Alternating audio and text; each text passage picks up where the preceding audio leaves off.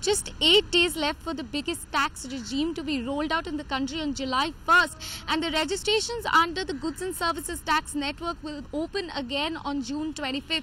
The process is not very difficult for all traders and businessmen. There's going to be 30 more days from June 25th to register under the new tax network. You have to just log into www.gst.gov.in. You have to go through a simple process where you'll get a permanent ID and password. After that, you have to digitally attest all your details.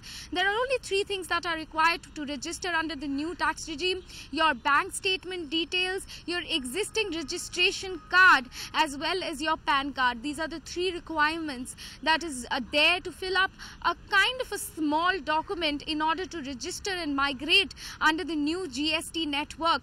What also is an important issue here, that we can expect a rush, because 30% of traders and businessmen, especially from the small and medium enterprise category, are yet to register under the GSTN, and also those vendors who are non-registered need to be included under the GSTN by their companies. There is going to be an expectation of a huge rush. However, the Finance Ministry has over and over again said that there is no need to rush, as provisional IDs are going to work as well until documentation are cleared for the 30 days time period that has been given. However, it is a huge development that is going to be implemented from July 1st, and it is important for you to question yourself, are you GST compliant yet?